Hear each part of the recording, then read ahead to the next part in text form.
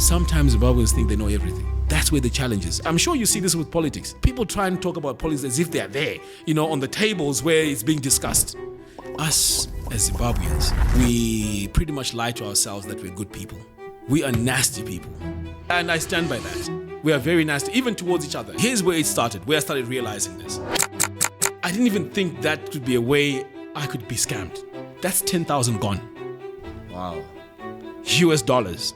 After how long did it take you to actually then get something stable and all your papers? About 10 years. So you're telling me that there's a possibility that people that in the UK right now with no papers? A large number of them. Yes. Yo. I made so much money. And I remember coming back home saying to my wife, you know what? We don't have a money problem anymore. What are some of the things that we're getting wrong, and what are some of the things and solutions that we suggest to fix what we're getting wrong? Right. So that's a very, very good question. And I like that question because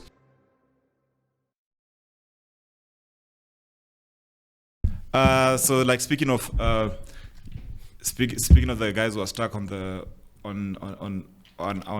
orbit, right? You know, the orbit, right? yes. In the orbit, the space station, whatever, right? Like, Yes. It's crazy the kind of things that, like, I mean, there are things that if I told you, yo, let's just take a trip outer space for like 2 weeks, we'll be back before the Manchester United game starts.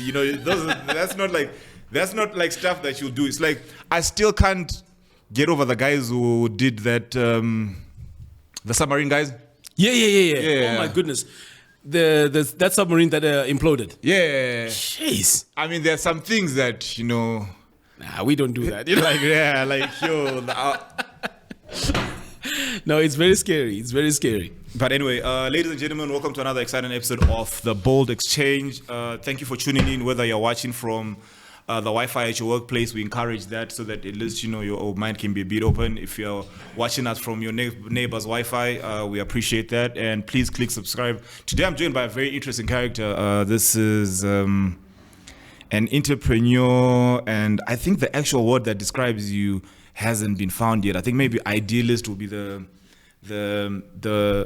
perfect word. Augustine, welcome to the show. Thank you so much for having me. So tell me, how are the nerves when you hit Heathrow? By the time you went to the UK, there were no visas yet, right? No visas, no visas. So you're at Heathrow, you don't know whether you're going to get deported. Yes. We're still wearing the four-corner shoes. Yes, I had. Yeah. How did you know that? Yes, actually, I was wearing those four corner shoes. Explain the feeling. Why did you leave Zim at that point? And what was going on? What happened is before I left to go to the UK, I was okay because straight after school, I was on a program where I was working at Agri-Foods. It was a trainee manager program, and straight after A-levels, we were given all the training. We were studying as well as working, and we had a very, very good salary. So what happened now is, at that time, quite a few people were leaving to go to the UK. So, without using specific names, I just want to give you an example here. Yeah. Let's say John says to you, you know what, Augustine, you're studying, you're doing your IT stuff. In the UK, there's a big demand for it. You can make more money here. So at first, I'm panicking. I'm thinking, should I really go for this? So I'm back and forth now, deciding whether I should go, because my life here was good. So eventually I was convinced that things were so good over there. So I said, okay, let me send all my documents over, right? So they say they could start the application for me, ahead of time. So I was like, okay, let me send all my documents. And I remember I used FedEx to send my documents. So now my certificates are over there. I'm Cisco certified, I'm MCSE certified. And these are courses that were very popular at the time. Because remember the .com boom. Yes, they were very popular. And then I'm also hearing people there saying, if you go there, all you need is 6 months, you can buy a house. So I'm thinking, maybe I should just go there, work a little bit, buy my house, and then come back to Zim. So basically what made me go there was I was attracted by the fact that I could make money fast in the UK, faster than I would if I was over here. So that was my main sort of like attraction that got me to leave. And what year is this? 2001. 2001. Oh, that's like after the Y2K and you were still alive, right? Remember people saying yes. The world was ended in the Y2K and stuff and you're still alive. Yes. So at that time, they let you in, were you staying with family? who are you staying with when you get to the UK? What's the culture shock like there? Right. What's going on? What's going on in your world at that time? So what happened now is I did not have a single relative over there in the United Kingdom, right? So what, you just went and pitched a tent? No. I had a friend who said he could help me when I get there. He would provide me with accommodation just to get me off the ground. Yeah. So here I am now. I've bought my ticket. So I'm leaving Agri-Foods, but at the same time, I'm saying, let me not tell them that I'm leaving, just in case something goes wrong and I need to come back to my job, right? So I just left without telling my bosses. So I get there. Now, that friend who was supposed to help me out when I get there, I start calling him. He's not picking up. So I'm stressed now, right? I'm in a foreign country, and the immigration officers are saying, look, you're here on your visitor's visa. It's okay, you know, but the person you're saying you're coming to see, they have to pick up the phone. Shite. So that you have to go through. So I'm sat there, they're not picking up the phone. So I was very lucky because when I was speaking to this immigration officer, he said to me, look, I'm going to let you go in, but on one condition. You have to come back within 7 days. And tell me that you're good. Yes. Or I'm going to come after you. I'm going to come after you. So eventually I got in. And when I got in, shockingly, that friend who was supposed to take care of me when I got there, they didn't want to hear anything about me. Wow. Can you imagine? So I remember this station is called Victoria Station. I'm there. I'm stuck now. And I have nowhere to go. And no pounds in the pocket. No, I had a bit of pounds, but I'm saying I've got nowhere to sleep. And it's cold. Yeah, I mean, I can imagine. You can imagine leaving Zim where it's warm and hot, and now you're there and it's so cold. So I'm stuck now at Victoria Station. So luckily, there is a friend of mine who was here. His girlfriend or fiance at the time had gone a week before I went. And I still had her number. So I then called her and I said, look, this is the situation. I'm in the UK. I'm at Victoria Station, but I'm pretty much stuck. I'm actually contemplating going back to the immigration to get on my plane back. But at that time now, mentally, I was like, okay, you know what? If you're starting off like this, then I might as well not force it. I might as well not. Yeah, definitely. So what happened now then is when I called this girl, she then spoke to the mom and asked if they could help me out. So the mom agreed. They started giving me instructions on how to get to Luton, because that's the first town or the first place I really got to when I got to the UK. They were giving me instructions. You're going to go to this station, that station, and after these stations, you drop off there. We come in there to pick you up. And that's how my journey started when I got to the UK. That lady, she really took care of me. And she, in fact, emotionally and mentally, she was really there for me as a mother. No, you can mention it's allowed, man. Like, the name. Yeah. No, right, they know who they are. No, all right, sorry. Yeah, so that's how the journey, really started. So when I got there, I was, there was someone who was supposed to, take care of me, help me out in the beginning, but that didn't happen. So. Yes. And then fast forward, so like at this time you're probably like you're hearing like because I mean the internet is not as big, well it was big that side, but I mean you're always hearing this like negative stereotype about Zim at that time, Mawan, and like you're hearing about load shedding and whatever. What's going on through your mind when you're like, yo, what's going on back home? And you're hearing slashing zeros left, right, and center. Yes. Like what's going through your mind when you're hearing all this news from home? Yeah, I'm hearing all this news from home. At the same time, I'm conflicted now. Because you can imagine, I'm there, I'm trying to get off the ground to start earning money. But at the same time, I'm looking at back home. Yes, they're slashing zeros, but the lifestyle was better. Do you see what I mean? Serious? Yeah, I mean, I was okay. I'm not speaking for everyone. I was okay. But over there, I was conflicted. So here's the thing now. While I was there, I remember this girl now saying to me, you know what? The jobs here, you just do whatever, you know. And then you're thinking, no, me, I've got my IT skills. Exactly. I need to make money to buy a house in the next 6 months and go back home. Exactly. Can you imagine now? They're saying, you know, yes. And I'm like, what the hell? All right. So I had a 2-week cooling off period where I was just at home and, you know, helping out, because I think, you know, the mom was really preparing me mentally. Do you see what I mean? Not bad. Yeah. Because I had just arrived, you know? So one day I sat down with her and I was asking her, like, okay, so what is really happening here? And surprisingly, she said to me that, you know what, Zimbabweans, unfortunately, we are very nasty towards each other. Oh, yeah. And I was like, really? And remember, I'm young. And naive, yeah. Exactly. Yeah. And I'm like, Mama, really?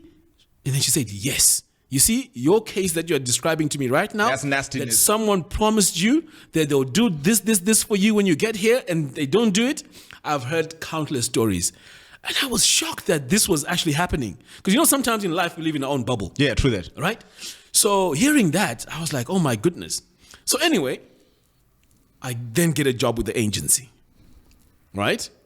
And I remember this first job, it was so painful because we were doing picking and packing. All right. They call it picking and packing. So you're working in a massive factory where you have a long list of things that you have to go through the fridge, or it was a cooler, or it was a cold place. Let me put it that way. So you had to pick a few things, you know, to complete an order for a client.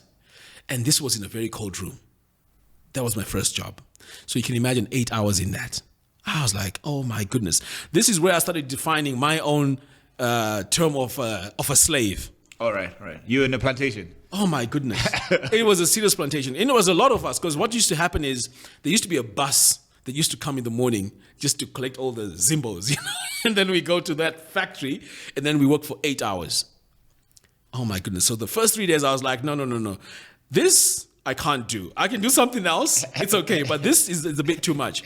Then we went to the agency. Then they said, okay, there's also another job where you had to load these trucks with all these different books and furniture. It was just a massive manual labor, yeah. Manual labor. So with manual labor, for me, I was like, it's okay because I used to work out. You're young and yeah, I used to work out too.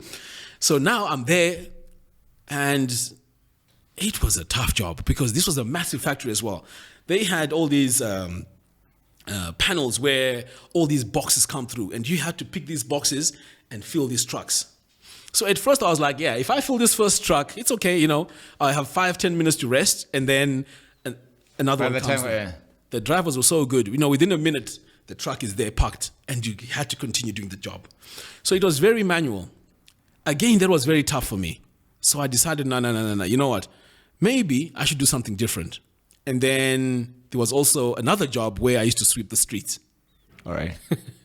This was degrading for me. You know, you can imagine everyone passing through, seeing you sweeping the roads, you know? Then here you are, you know, with your IT. Exactly. Imagine, you know, I'm having so my... at this time when you're sweeping the street, have you given up on your IT dream? You see, the thing is, remember, when I came in, my passport now was held at the immigration. All right.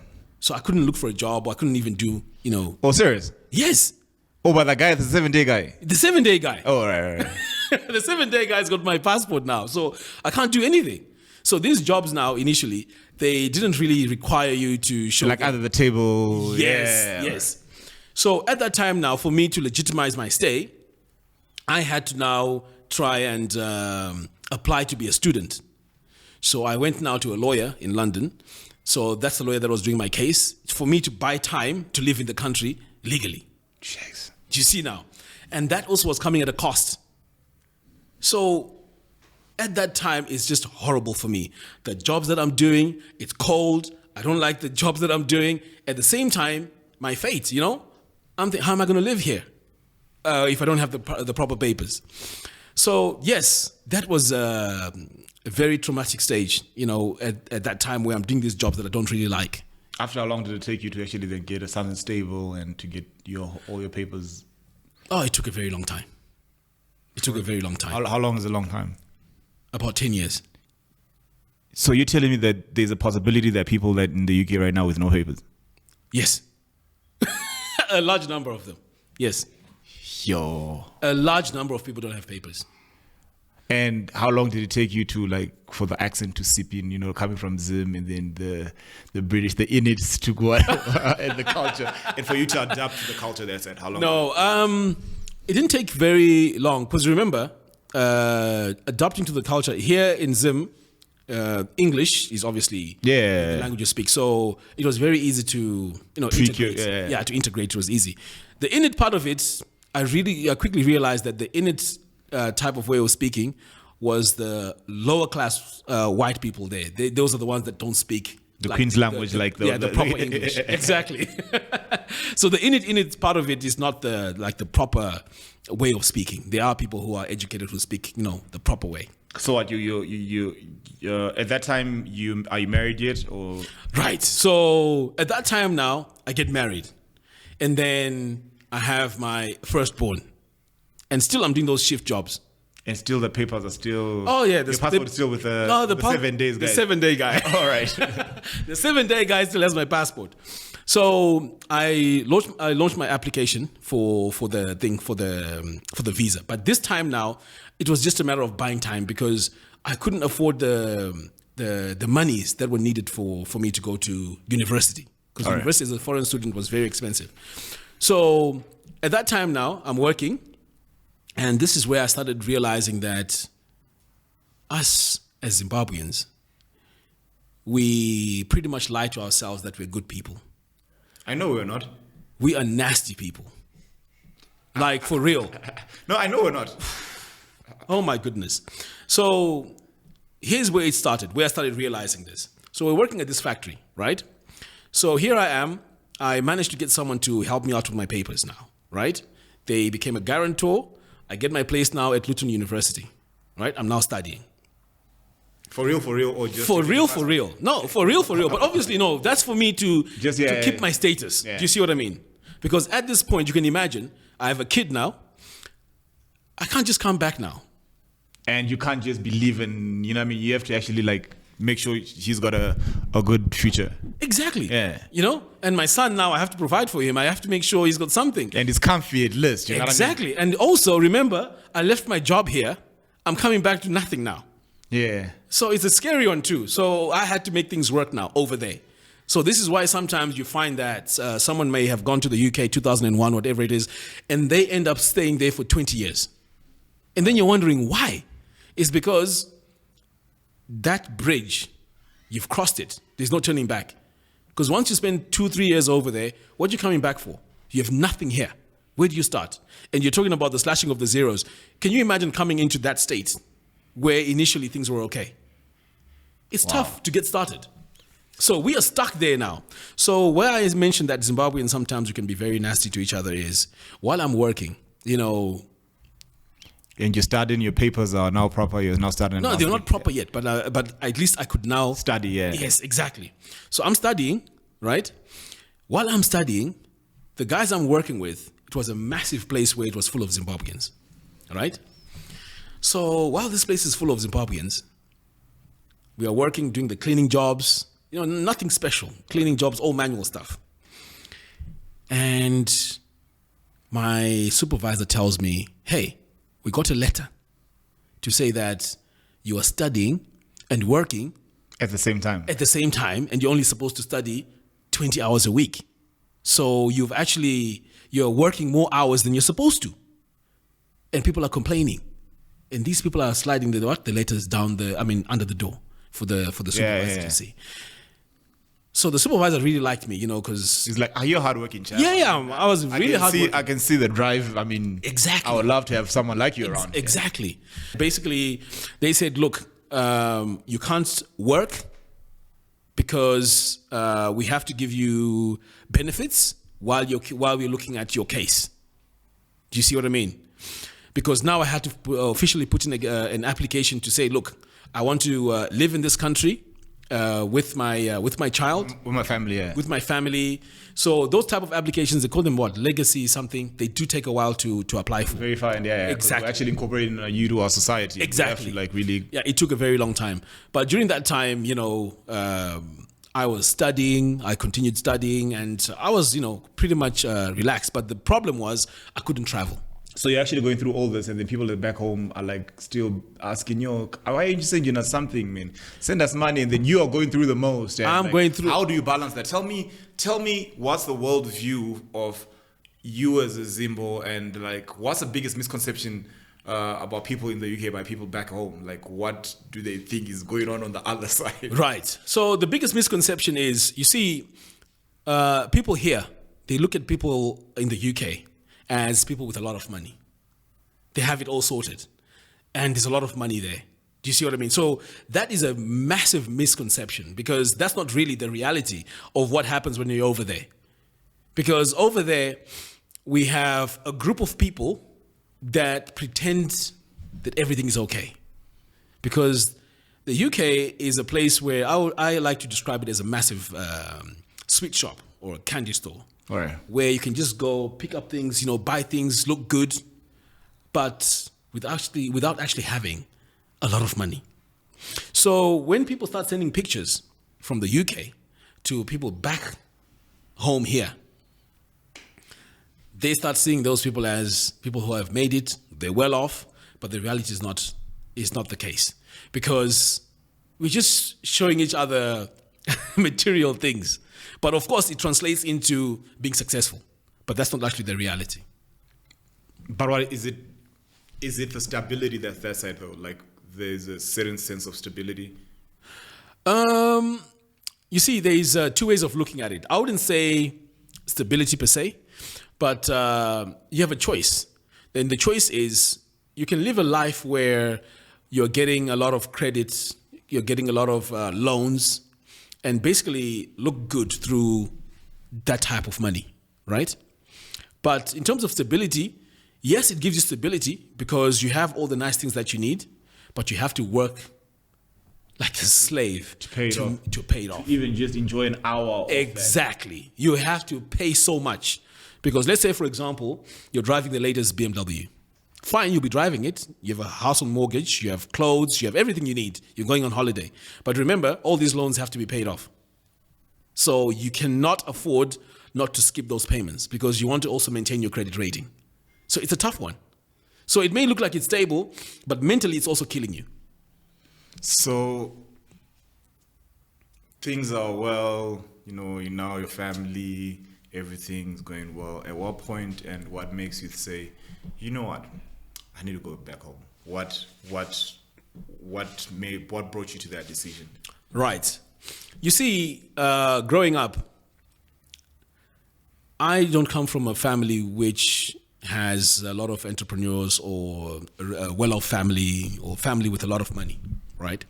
Because what I realized is, when you live in a country or in a society which has a type of system, right?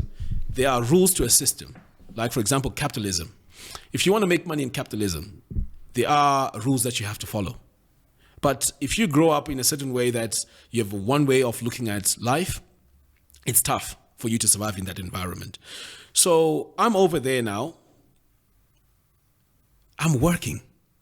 And then I'm realizing that this working thing is just... It's a cycle. It's a cycle, and it's not ending, And it's really stressing me now. Until one day, because, my wife loves baking. So we go to the NEC in Birmingham. It was a baking show. So I'm like, yeah, let me support my wife, We're out there, we're walking, and this place is massive, So she's looking at all these things, she's happy, she's smiling, she's looking at all the baking stuff. In my head, I'm like, man, when are we getting the hell out of here? So I see this old man sitting, and at that time my feet were hurting, So I went and sat next to this old man, white guy. So we just looked at each other and just started laughing, So, like how sometimes you look at someone and it seems like you've communicated quite a lot. Like telepathically. Yeah. Exactly. That's exactly what happened. So apparently he was there with his wife as well. Walking around, looking at things to buy for their baking and all of that. So I just started talking to this guy. So I don't know what made me ask him, Because every year we used to go on holiday, with the kids, because I tried to give them a lot of exposure. So I used to take them to these holiday parks called Haven Holidays, caravan parks, where we used to go for a week. So there were these caravans where they were selling for 20,000. So I just asked him, like, do you think it's a good idea to buy a caravan and then rent it out? And that's where the conversation about money started. So he started giving me a lot of tips about money. And then it turns out that this guy was a multimillionaire. Wow. But he was a simple guy. If you saw him, you'd not even think that he's a millionaire. So we started talking.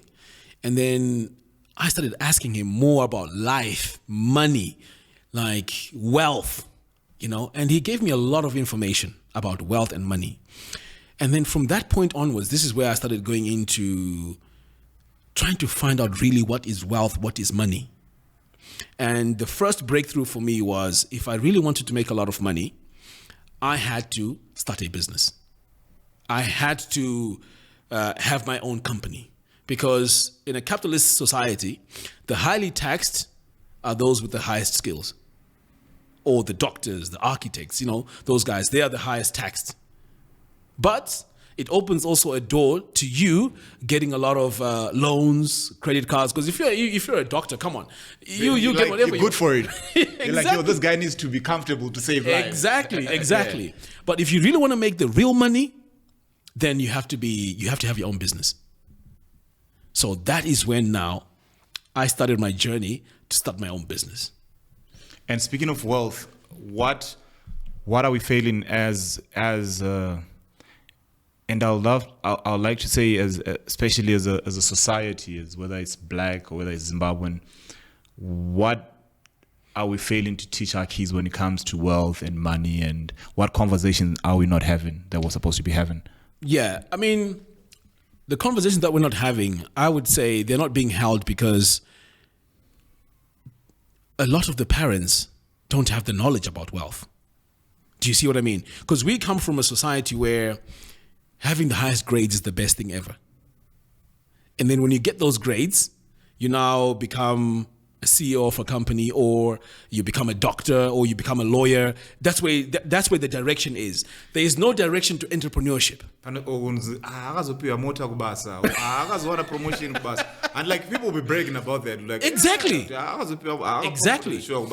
But you see, that type of money only lasts with the person that's working. Yeah, true that. It doesn't go down to save your children. In fact, it has a negative impact, because this is where you find that you're now asking your kids to help you out. Do you see what I mean? True. So and it's like we're actually talking about it earlier on, Guti. Like, it's like then you know how, like, if you're sick, there's no onus on your son to take care of you, and then so he actually starts on a higher step than if you're not sick.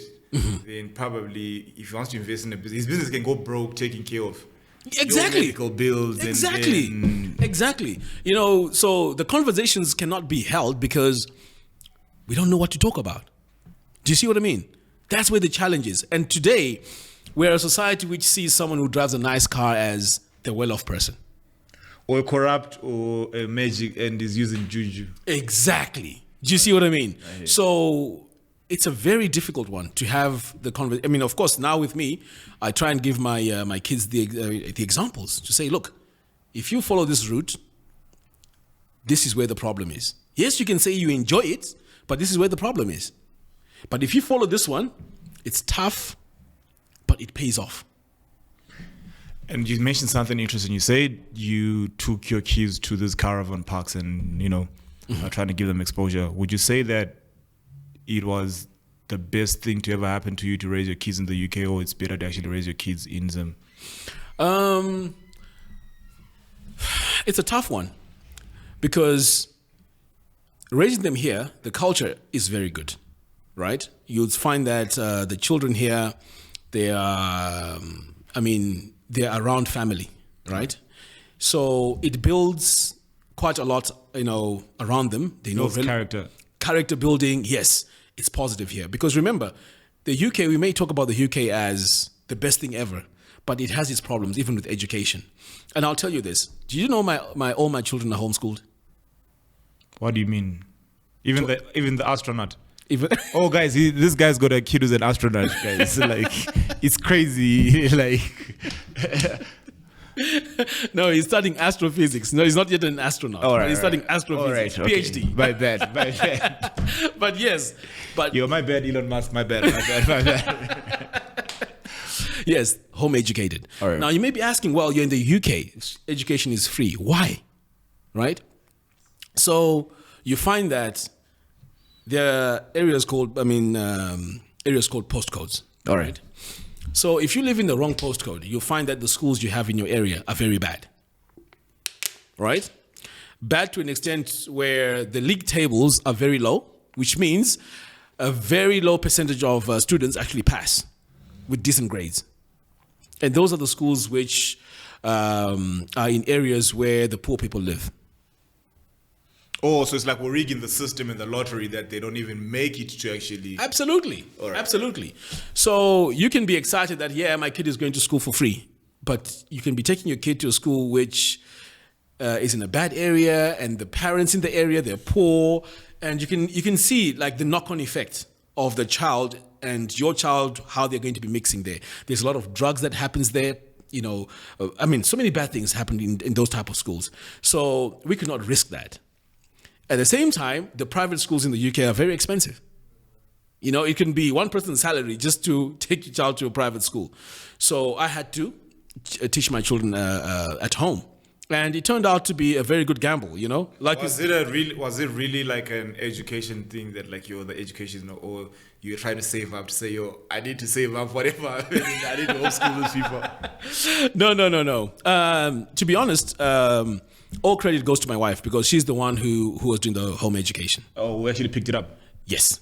She suggested it, and then she was the one who was taking care of it. So we had a situation where I was the only one who was working while she was taking care of the kids. All right, cool. It was a decision that we made. So to answer your question, raising my kids there, I wouldn't say that this would be the norm over there. No. I had to have a controlled environment, of which even my children right now, if you were to ask them, they love this country because we expose them to Zim and over there as well. So they're balanced. All right. So how does a talk with your wife happen when you're like, we need to go back home? What's going on there? Okay. So remember, you've got nothing. You don't have a job anymore back home. So yes. You're coming to start from zero. Like, how is that conversation going on? And what's? At that point, there was no talk of coming back home because there's nothing here for us. In the sense that if we are going to come back here, I can't go and live with my mom. She's got a very small house, in Kwadzana there. How am I going to live there with my wife and my kids? That was not even a conversation. It was only a dream to want to come back home and retire here. It was just a dream, So this dream was just there, because I visualize a lot of things, before they even happen. So I just visualized that, one day I would love to want to retire in Zimbabwe or live in Zimbabwe. Because bear in mind, when I got my papers now, I was able to travel here. So I would come here for 6 weeks and then go back. Come here for 6 weeks and then go back to the UK. Come back here for 6 weeks, like that. So I could see that it's a livable country. But what gave me the breakthrough was, remember that conversation I had with that old man? Yeah. I then went on and started a company, web design company. So I taught myself how to design websites. Because remember, we have the internet there. And it's solid, it's the data is good and it's reliable. I started teaching myself how to design websites.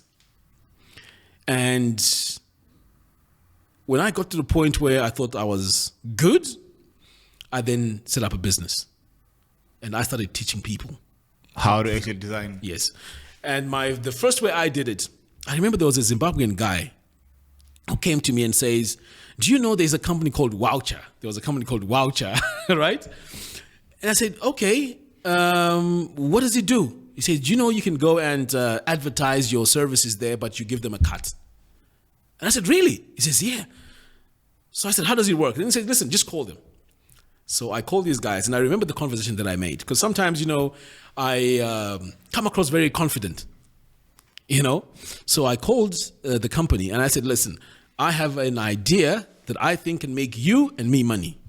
So the lady on the other side started laughing. What sort of idea is this you're talking about?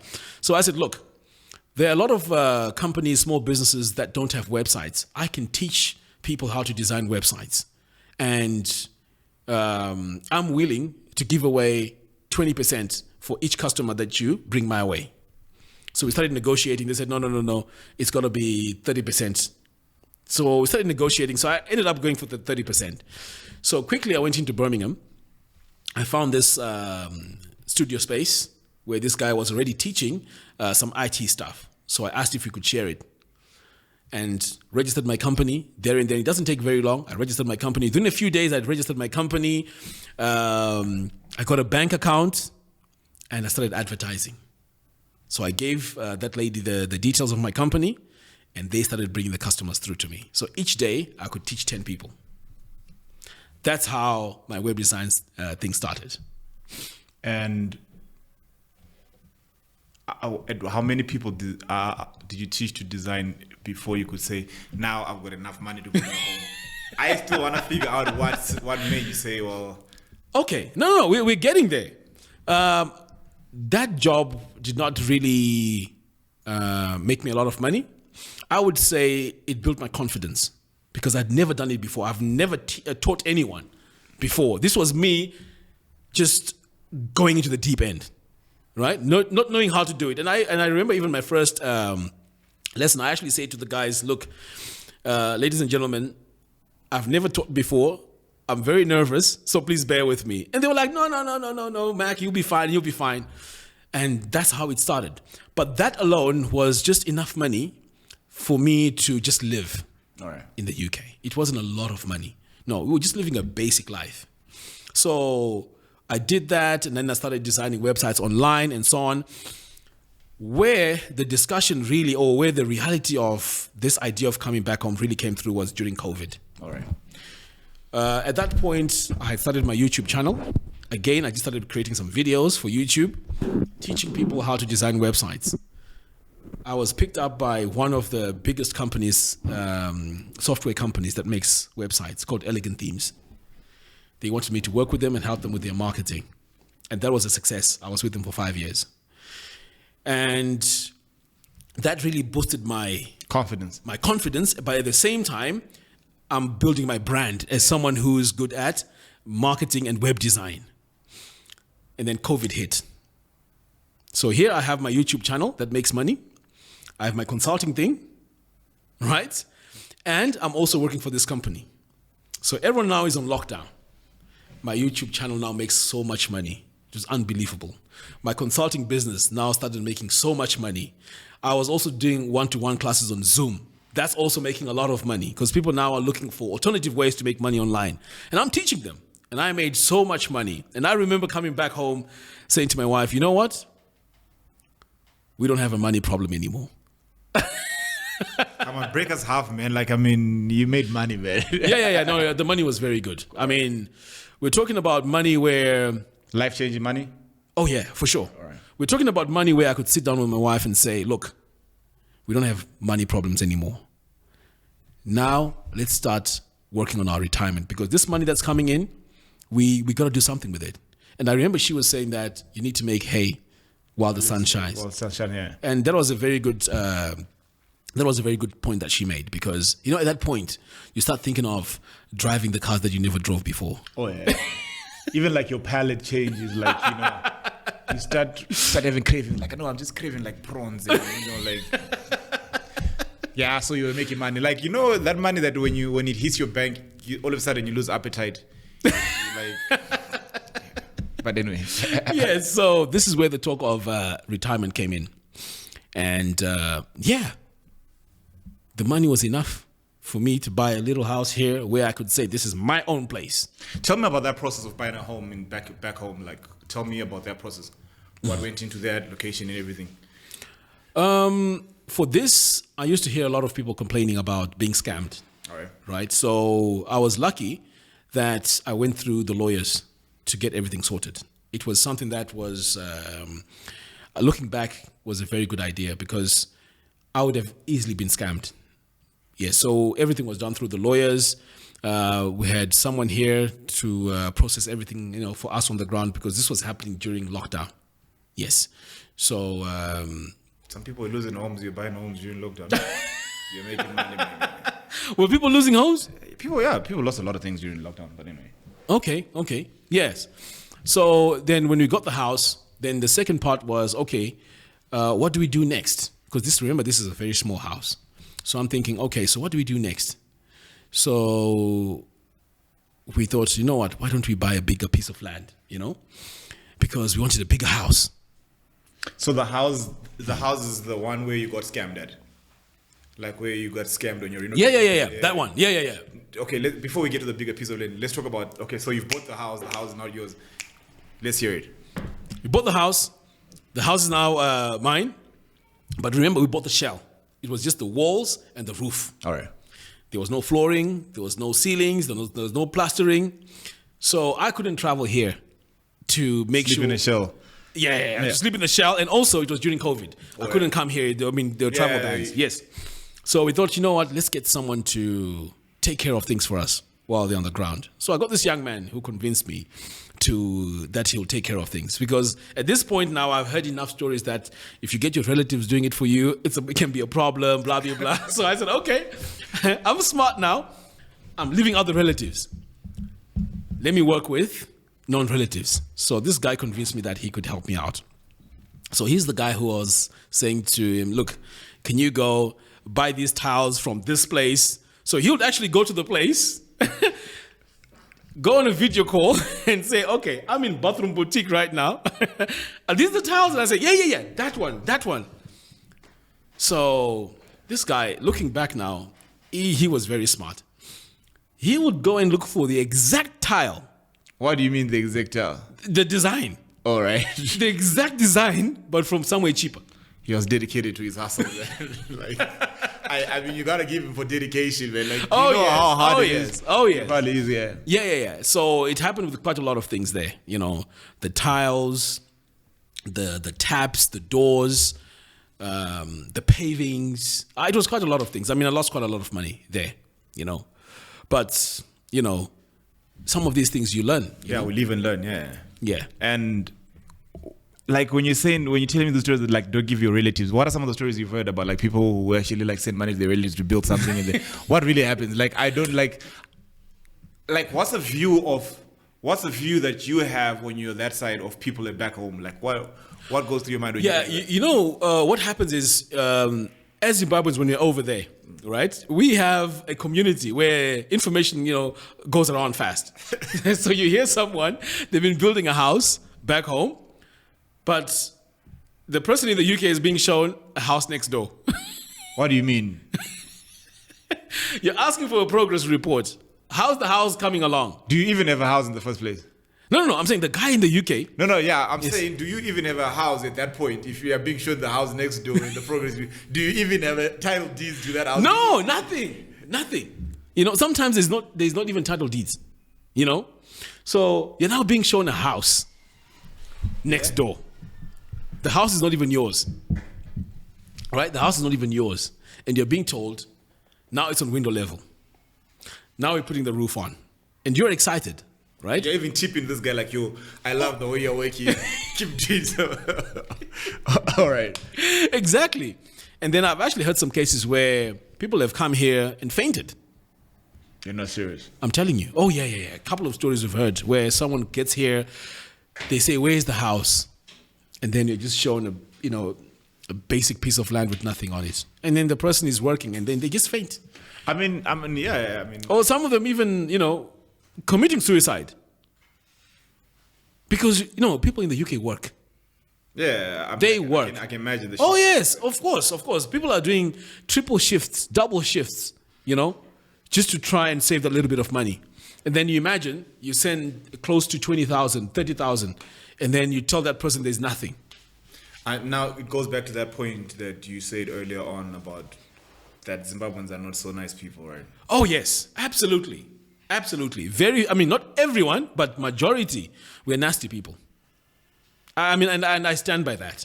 We are very nice, even towards each other. You know, it's very rare you come across people who are genuine and really want to help you. So how did you bust this guy that he was buying counterfeit towels?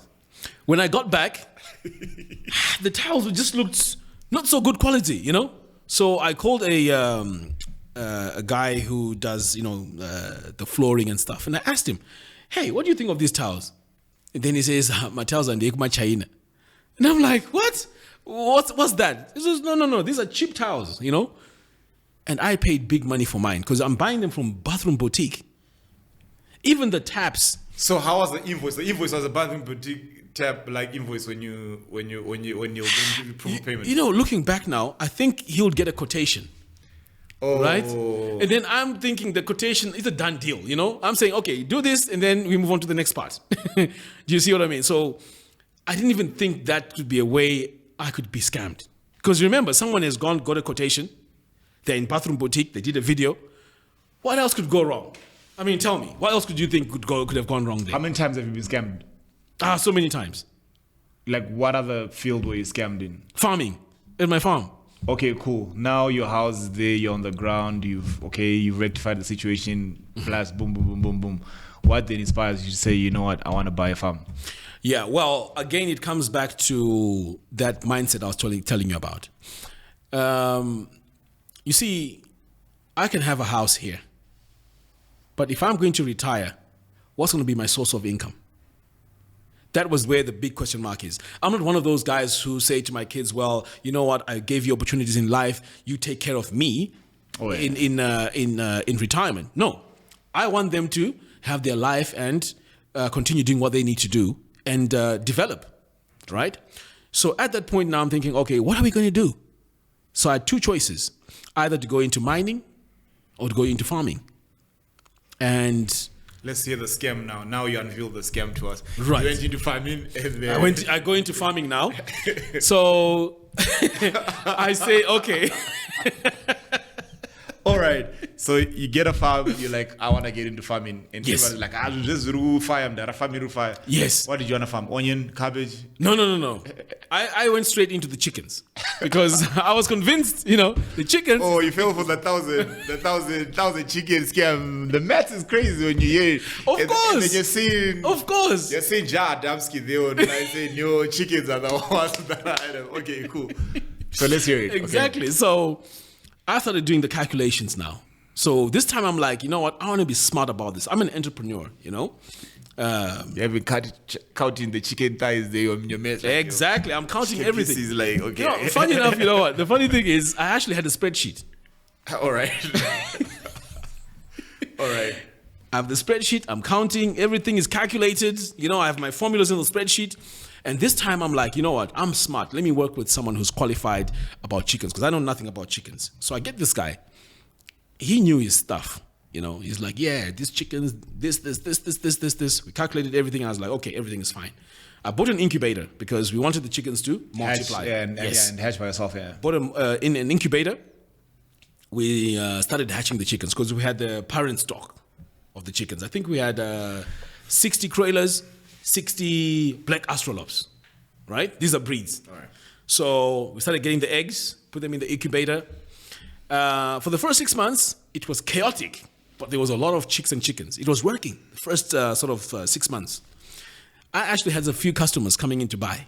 They were buying the chickens, the 4-week-old ones. They were buying, and I was like, yeah, this can work. But it was very chaotic. Yeah, like you just getting your... Yeah. Absolutely. So I'm here now for a year, and I'm like, you know what?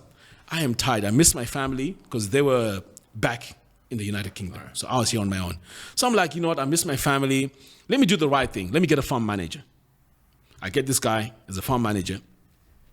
We go through the whole training. This is how you mix the feed. This is how you make sure that everything's going okay. We're going to need these chickens to hatch, blah, blah, blah. He's like, yeah, don't worry. So I'm saying to myself, to incentivize this guy, instead of paying him the normal $120, right? Let me pay him $300. So I gave him a good salary, based on like pretty much the average. Scope of there. Yes. So I'm paying him $300. So I said to him, listen, I'm going for 2 months. At the most, maybe 3 months. So please make sure you take care of everything. He's like, no, don't worry. We've done the training. Everything is okay. At this point, there was over 1,300 chickens, these breeds. So he's quiet.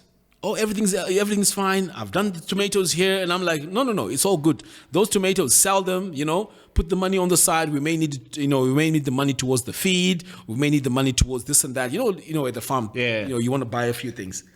So he's doing that. I'm impressed by all those things. And he's quiet. About the chickens. Nothing. So at this point now, I'm like, let me come back, right? And continue this chicken business. So I fly back. I go to the farm.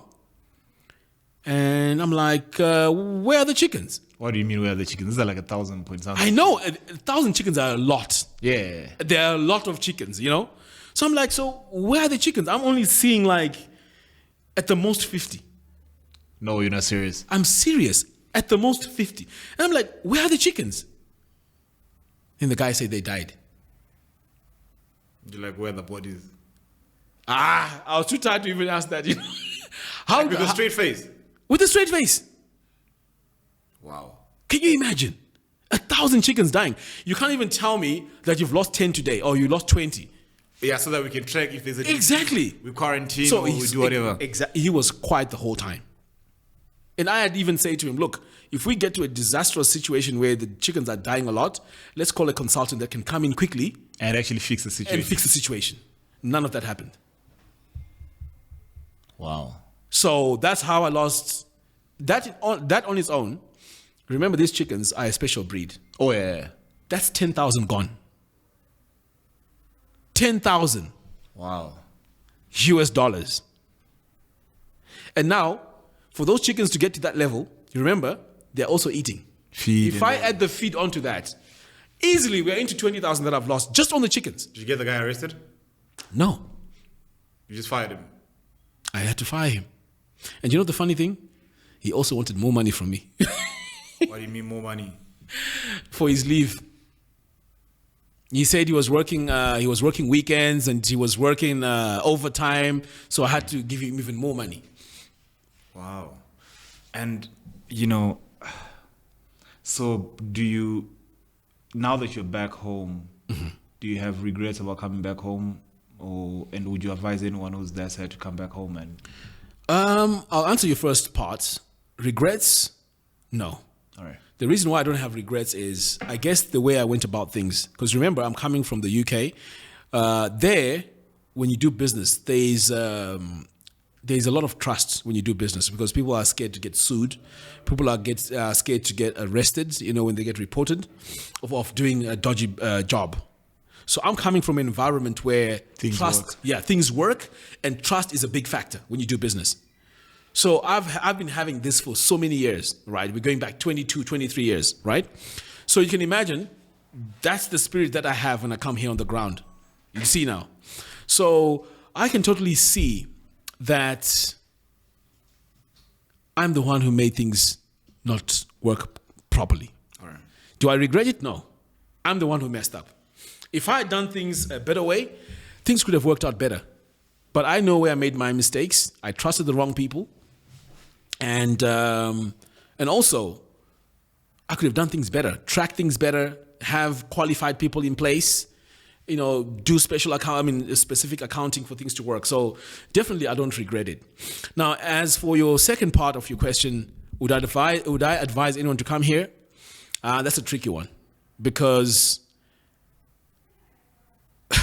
you have to have something here to come back to. You guys are working in the UK, guys. Aren't you guys buying something back home? Have you seen the queues at this World Remits and whatever? You guys are sending money, guys. Aren't you building something? You guys, what's going on? Right. I'll touch on that a little bit. You see, those queues you're seeing, okay, people are working, don't get me wrong, and Zimbabweans are really working hard. But that money is not really enough to really, I'm talking about the average person. It's not enough to do anything here, to be honest, because Zim is expensive. That's number one. And number two, a lot of people that are working there, a lot of them also have a lot of debt. All right. Okay? They fund their lifestyle with a lot of credit. So it may seem like they have a lot of money, but the reality on the ground is they don't really have a lot of money. They owe a lot of money. They owe a lot of money. Yes, you can look like $1 million guy, but you're owing the bank $1 million. And you're stuck in that cycle because you can't just get up and leave. Do you see what I mean? How do you get up and leave? You can't. So a lot of people, that's why you'll find, and I'm sure you've seen a lot of people who have gone to the UK and they can't come back and retire here. They're pretty much stuck there. Now, I'm not saying this to look down upon them or anything, but this is the reality of the situation. It is not easy over there. It is tough. So the queues you're seeing, yes, they are helping, people here on the ground to survive and so on, but that's not like retirement money or money that you can really say, I'm coming back to Zim to live here. No. You have to have a specific mindset, a totally different mindset. You have to be more on the crazy side for you to be able to come and retire here. It's not easy. And, looking at, you've been on both sides of the coin, right? Like you've been in the UK and you're in Zim. How long have you been in Zim for? 2 years? 3 years? About 2 years. 2 years, right. And what are some of the solutions that you think we need in this country? Because I know that, seeing things work properly and then seeing the chaos. I always stand in the city, like in the city, and I see there's this beauty in the chaos that's like it's amazingly beautiful. Like it's like there's so much chaos in that. There's so much beauty in this chaos. Like, yes.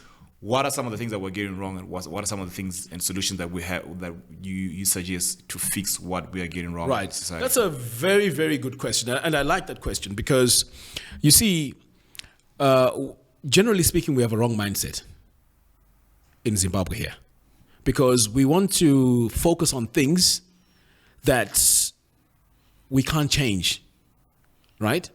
And sometimes we end up in a position where we have learned helplessness. When you start hearing a lot of negatives from so many people, right? You start feeling like whatever I do is not going to work anyway, because you hear it so many times and people are repeating it over and over again.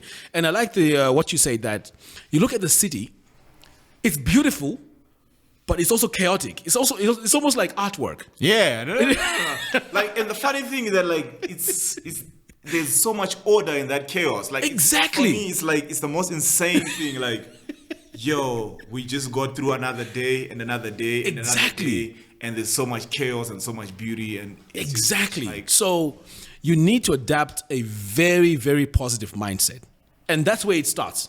Because if you start every day on a negative way of looking at life, you drain yourself from energy. All right. Right? And that energy takes away your creativity. You're not thinking straight. Do you see what I mean?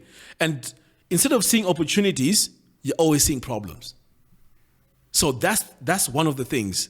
But I've also noticed that there's also a group of people here that have that good mindset. But now they don't know how to use that money.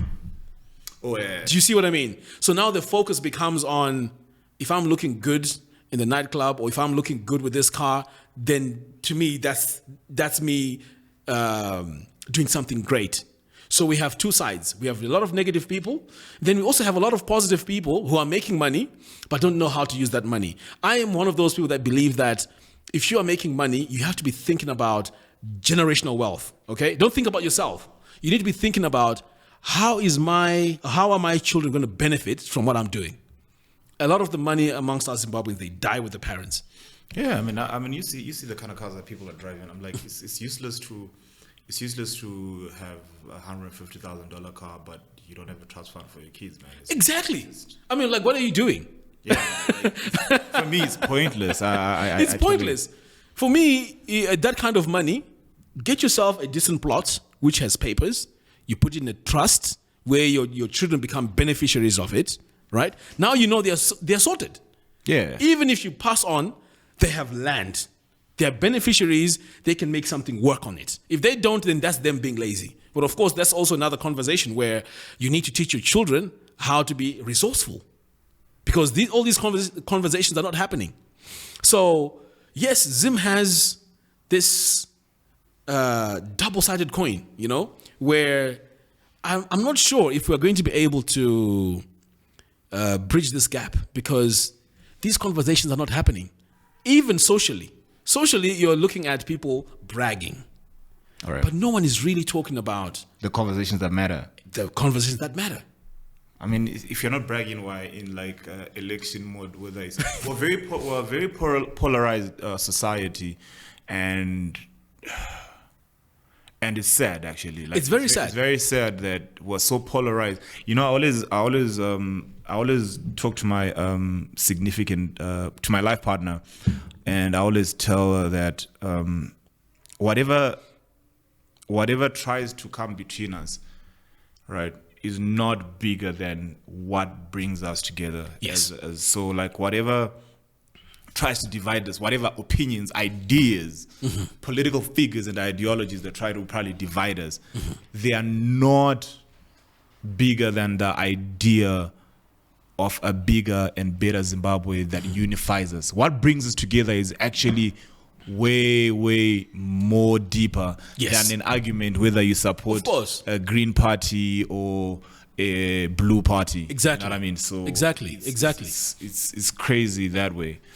But you know what? I also want to say something very important, because it may seem like when we talk about the UK being very tough and the UK being a place which is, I would say, hard to live, and I'm also exposing the fact that a lot of people are in debt, depressed, and all of that. There are also opportunities there, you know?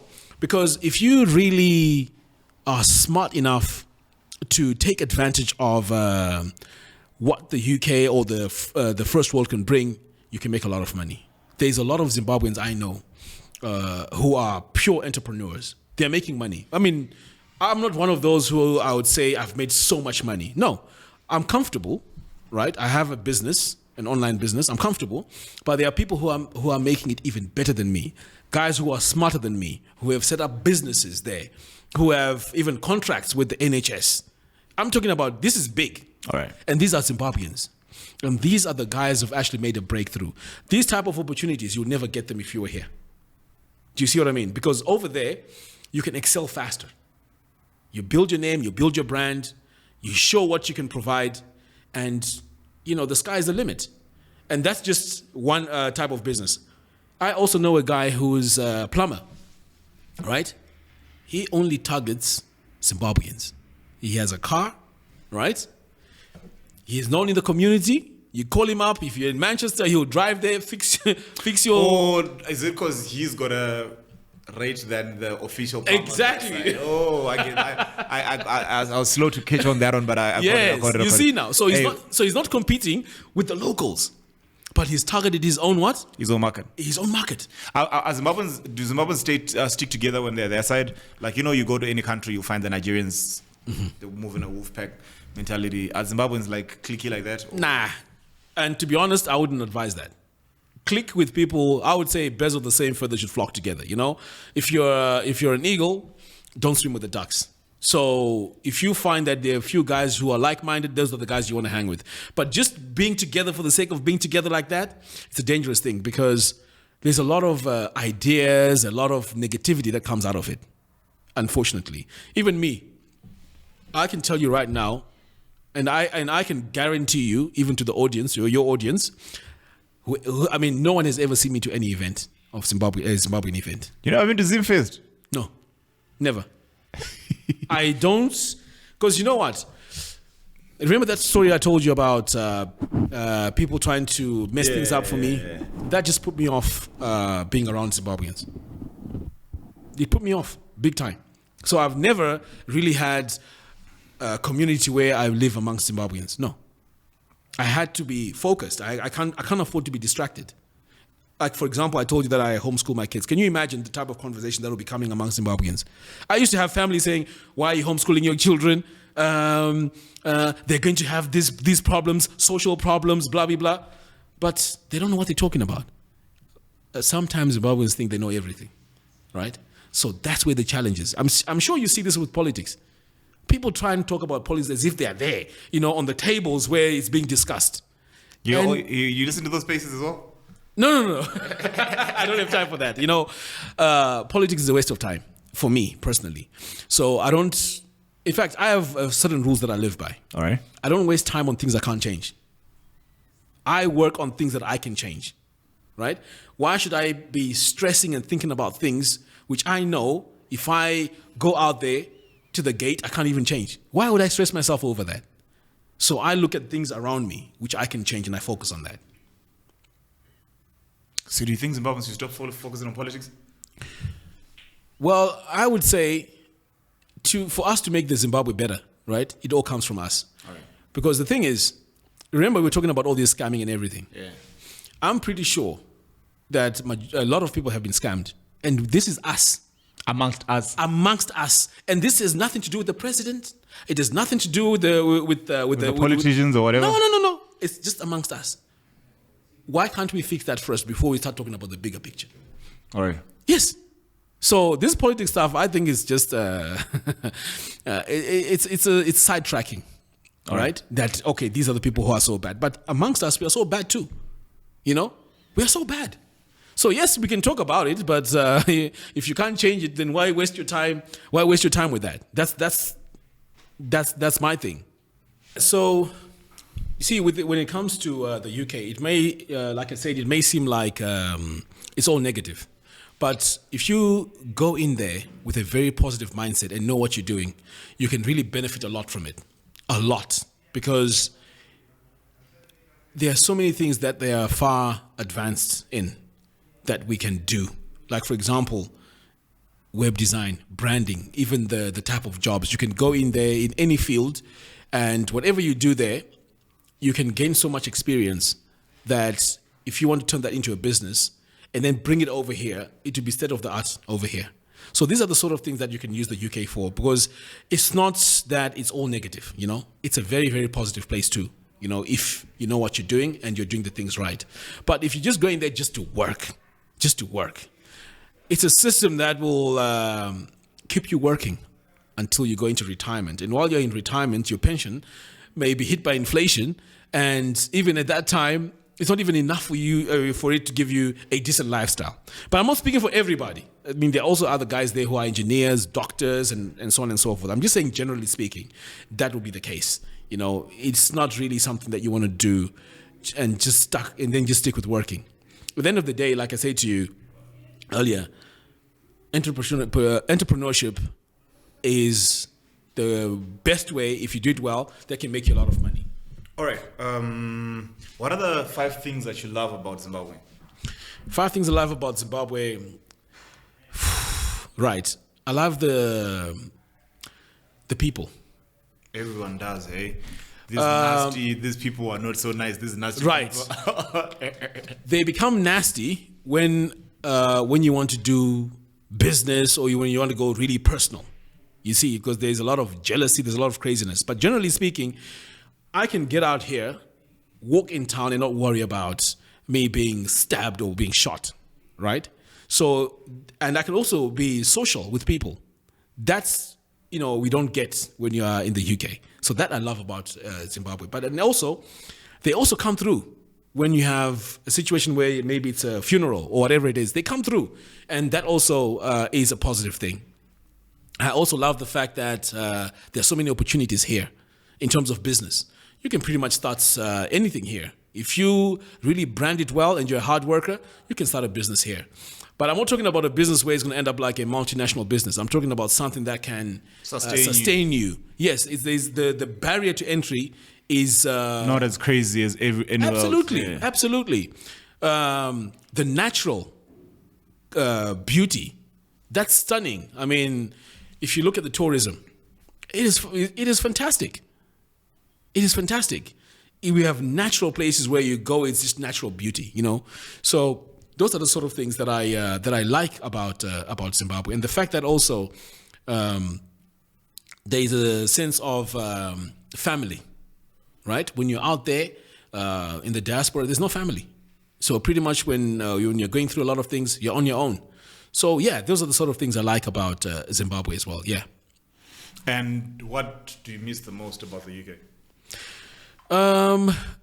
When I'm in the UK, if I need to buy, like with me, I have a studio similar to yours. If I need to buy anything, just like that, I can just buy it the next day It's delivered. And I can now start working on whatever I'm working on. So it's that easy. Whereas over here, it's very difficult for me to get the tools that I need to fix whatever I need to fix. If it's a car, if I need to get car parts, I can get them within a day and it's sorted. Whereas here, sometimes I have to go to the car breakers, to find the part, then get it fixed and all of that. So I would say if you have everything sorted, like when you're in the UK, life becomes very, very easy. And what advice would older Augustine give to young Augustine?